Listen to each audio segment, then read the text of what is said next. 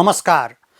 Nepal television हेरेर बसिरहनुभएका सम्पूर्ण आदरणीय दर्शक महानुभावहरूमा काठमाडौँ महानगरपालिकाको दैनिक टेलिभिजन कार्यक्रम हाम्रो काठमाडौँको आजको श्रृङ्खलामा यहाँहरूलाई स्वागत छ। दर्शकबिन, कार्यक्रममा हामीले काठमाडौँ महानगरपालिका क्षेत्रभित्र भए गरेका विभिन्न जनसरोकारका विषयहरू प्रस्तुत गर्ने गरेका छौँ। आजको कार्यक्रमको सुरुवातमा भने काठमाडौँ महानगरपालिका क्षेत्रभित्र बसोबास गरिरहनुभएका 50 देखि 54 वर्ष उमेर समूहका नागरिकलाई अमेरिकन सरकारले अनुदानमा उपलब्ध गराएको कोभिड-19 विरुद्धको भ्याक्सिन लगाउने काम भइरहेको छ। यो प्रसङ्ग राख्नेछौँ। साउन 4 गतेबाट सुरु भएको जोन्सन एन्ड जोन्सनको जान्सेन खोप लगाउने अभियानका लागि काठमाडौँ महानगरपालिकाले 28 वटा अस्पतालमा खोप केन्द्रहरू तोकेको छ। अमेरिकी सरकारबाट सहयोग स्वरूप प्राप्त भएको जोन्सन एन्ड जोन्सन खोप 50 देखि 54 वर्ष उमेर समूहका व्यक्ति, पूर्ण र अति अशक्त अपाङ्गता भएर क र ख वर्गको कार्ड प्राप्त गरेका व्यक्ति, नेपालमा बसोबास गरिरहेका शरणार्थी र यसअघि छुटेका स्वास्थ्यकर्मी र सफाई कर्मीलाई प्रदान गरिँदैछ।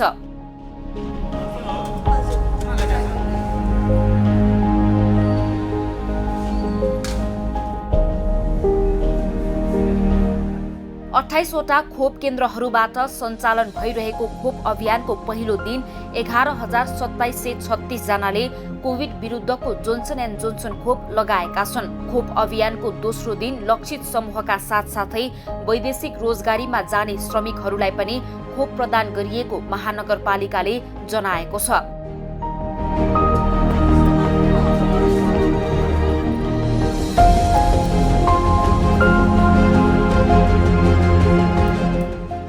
साउन 4 गतेदेखि 6 गतेसम्म सञ्चालन हुने खोप अभियानका लागि वीर अस्पताल, त्रिवी शिक्षण अस्पताल महाराजगञ्ज, निजामती कर्मचारी अस्पताल बानेश्वर, शुक्रराज ट्रपिकल तथा सरुवा रोग अस्पताल टेकु, परोपकार स्त्री तथा प्रसुति रोग अस्पताल, नेपाल प्रहरी अस्पताल पानीपोखरी, वीरेन्द्र सैनिक अस्पताल छाउनी, पिपल्स डेन्टल एन्ड जनरल अस्पताल सोरखुट्टे, हिमाल अस्पताल ज्ञानेश्वर, सामुदायिक स्वास्थ्य सेवा परिषद डल्लु, छत्रपाटी निशुल्क चिकित्सालय छत्रपाटी र जनमैत्री अस्पताल बालाजुमा खोप केन्द्र तोकिएको छ। त्यसैगरी मनमोहन अस्पताल स्वयम्भू, काठमाडौँ मेडिकल अस्पताल प्रदर्शनी मार्ग, हेम्स हस्पिटल एन्ड रिसर्च सेन्टर धुम्बाराई, शहीद गङ्गालाल राष्ट्रिय हृदय केन्द्र बाँसबारी, नेसनल हस्पिटल कलङ्की, रामघाट प्राथमिक स्वास्थ्य केन्द्र गौसला, कान्तिपुर अस्पताल तिनकुने, राधास्वामी आइसोलेसन सेन्टर वसुन्धरा र जनकल्याण माध्यमिक विद्यालयमा खोप केन्द्र तोकिएको छ।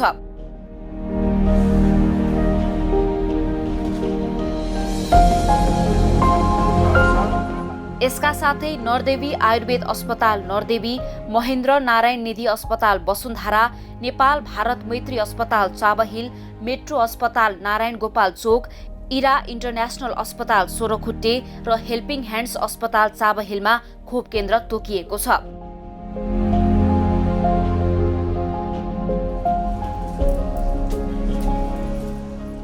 कोभिड-19 विरुद्धको खोप लगाउने लक्षित समूहले खोप केन्द्रमा जाँदा नागरिकताको प्रमाणपत्र, सवारी चालकको प्रमाणपत्र वा सो नभएमा पालिका वा वडाबाट प्राप्त भएको उमेर प्रमाणित कागजात अनिवार्य गरिएको छ। त्यसैगरी पूर्ण र अति अशक्त अपाङ्गता भएका क र ख वर्गका नागरिकहरूको हकमा भने नेपाल सरकारले जारी गरेको प्रमाणपत्रका आधारमा खोप प्रदान गरिनेछ। शरणार्थीको हकमा संयुक्त राष्ट्र सङ्घीय शरणार्थी उच्च आयोगले प्रदान गरेको परिचय पत्रको आधारमा र स्वास्थ्यकर्मी र सफाईकर्मीको हकमा निजहरूले काम गर्ने सम्बन्धित संस्थाले प्रदान गरेको फोटो सहितको परिचय पत्रको आधारमा खोप प्रदान गरिनेछ। त्यसैगरी वैदेशिक रोजगारीमा जाने श्रमिकहरूलाई पासपोर्ट र भिसाका आधारमा खोप प्रदान गरिँदैछ। अमेरिकाले नेपाललाई अनुदान स्वरूप प्रदान गरेको जोन्सन एन्ड जोन्सनको कोभिड-19 विरुद्धको भ्याक्सिन जान्सेन 1 डोज मात्र लगाए पुग्नेछ।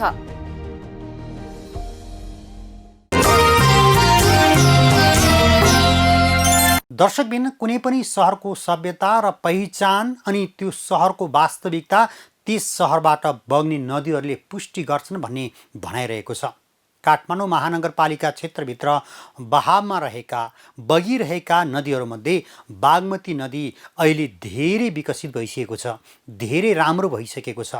त्यसमाथि पनि काठमाडौँ महानगरपालिकाले पछिल्लो समय बागमती नदीको बहाव रहेको थापाथलीदेखि टेकुको दोभानसम्मको मार्गलाई सम्पदा मार्गका रूपमा पहिचान गरी विकसित गर्दै गए पश्चात यसले अझ मूर्त रूप लिन थालेको छ। कस्तो छ त अहिलेको अवस्था, यो विषयमा तयार पारेको रिपोर्ट प्रस्तुत गर्नेछौँ।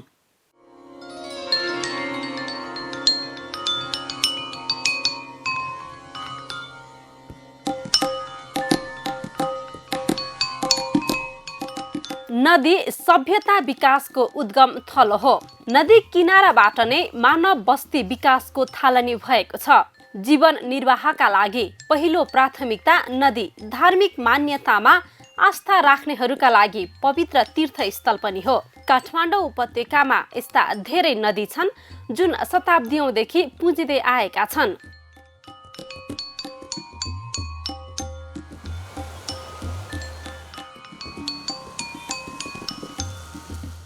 उपत्यका मुहान भई बग्ने बागमती, विष्णुमती, मनोहरा लगायतका नदीहरूले अनेकन धार्मिक र पौराणिक आख्यान समेटेका छन्। यस्ता नदीहरूको सङ्गम तीर्थमा सुरु भएको सामाजिक, धार्मिक, सांस्कृतिक गतिविधि आज पर्यन्त छन्। नदी तटमा निर्मित विश्राम स्थल, मन्दिर, पाटी, पौवा, यसै गरी दाह संस्कारका लागि बनाइएका घाट लगायतका संरचनाहरू लामो समयसम्म उपयोगी बनिरहेका छन्।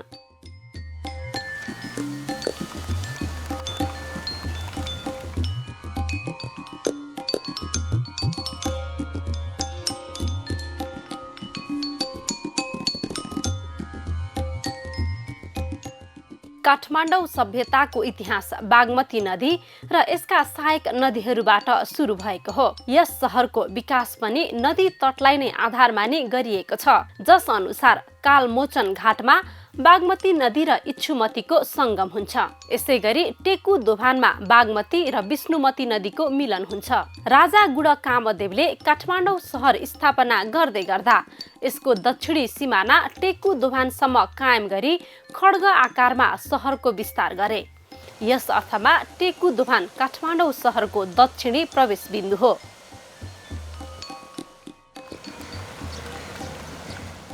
टेकु दोभान र थापाथली बीचको बागमती नदी तटमा पनि यस्ता अनेकन सम्पदाहरू छन् जसले सांस्कृतिक, ऐतिहासिक, पुरातात्विक, धार्मिक, सामाजिक लगायतका महत्त्व समेटेका छन्। थापाथलीबाट टेकु दोभानतर्फ पैदल यात्रा जाँदै गर्दा 2 किलोमिटर बीचको यो दूरीमा बागमती नदी तटमा 10 भन्दा बढी घाट, शवदाह गृह, सत्तल तथा मन्दिरहरू देख्न सकिन्छ। यात्राको सुरुमा थापाथलीमा रहेको भक्कारी देख्न सकिन्छ। त्यसपछि चेस पार्क हुँदै दशनामी, उदासी, नाथ र बैरागी सम्प्रदायका जोगीहरूको अखडा रहेको छ। यसै गरी कालमोचन घाट, टुकुचा नदी तथा त्रिपुरेश्वर मन्दिर देख्न सकिन्छ।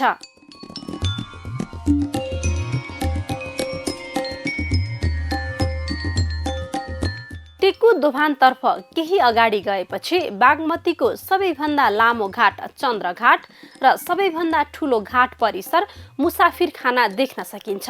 यसै गरी नेपाल आँखा अस्पताल, पूर्णेश्वर महादेव, पुरेत घाट यहाँका अन्य केही सम्पदाहरू हुन्। यस्तै हनुमानको ढुङ्गाको मूर्ति स्थापित भई त्यसैको नामबाट नामाकरण भएको हनुमान घाट, 3 देवल, पचली भैरव, पचली घाट पनि यसै नदी तटका सम्पदाहरू हुन्।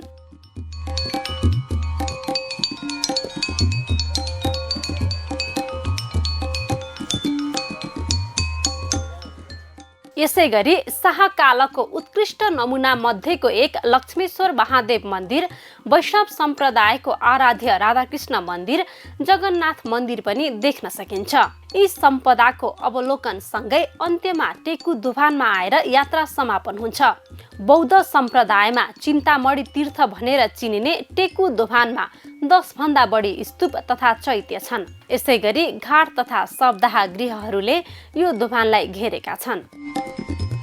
बागमती नदी तटमा रहेका यी सम्पदाहरूको महिमा र परिचयलाई जनमानसमा फैल्याउने उद्देश्यका साथ काठमाडौँ महानगरपालिका कार्यालयले बागमती सम्पदा मार्ग नदी मार्फत सहरको रूपान्तरण नामक पुस्तिका समेत प्रकाशन गरेको छ। ब्रिटिस काउन्सिल तथा स्टोरी साइकल सङ्घको सहकार्यमा महानगरको 11 नम्बर वडा कार्यालय मार्फत प्रकाशित सो पुस्तिकाको गत असार 25 गते विमोचन गरियो। महानगरको 9 नगरसभाको अवसर पारी महानगरका प्रमुख विद्यासुन्दर साक्य, उपप्रमुख हरिप्रभा खड्गी श्रेष्ठ, प्रमुख प्रशासकीय अधिकृत राजेश्वर ग्युवाली, वडा नम्बर 11 का अध्यक्ष हिरालाल तन्डुकार सहितका व्यक्तित्वले सो पुस्तिकाको विमोचन गर्नुभएको हो।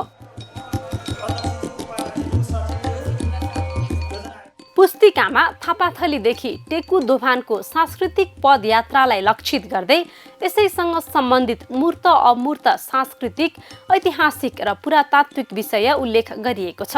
पुस्तिकामा त्यस क्षेत्रमा भएका मानव निर्मित प्राचीन भौतिक संरचना, तिनको बनावट र महत्त्वबारे वर्णन गरिएको छ। सम्पदाहरू अतिक्रमणमा पर्दै गर्दा पुस्तिकाले सूचना, जानकारी, चित्र र नक्साको माध्यमबाट त्यस्ता सम्पदा र सम्पदा मार्गको महत्त्व दर्शाउँदै यसलाई पुनर्जीवित गर्ने प्रयास गरेको छ।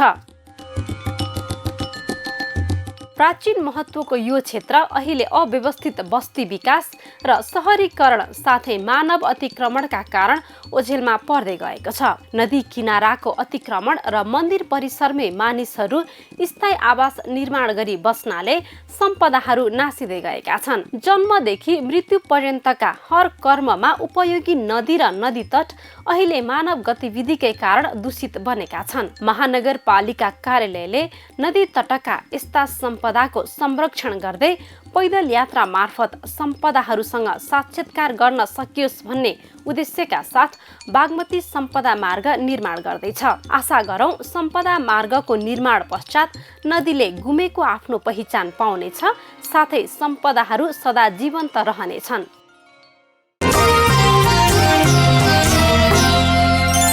दर्शकबिन यिनी प्रस्तुतिसँगै आजको कार्यक्रमको निर्धारित समय सकिएको छ। भोलि पनि नयाँ विषय र प्रसङ्ग लिएर आउने नै छौँ। तबसम्मका लागि सम्पूर्ण टिमसहित म वैकुण्ठ भण्डारी बिदा चाहन्छु। नेपाल टेलिभिजन हेर्दै गर्नुहोला। नमस्कार।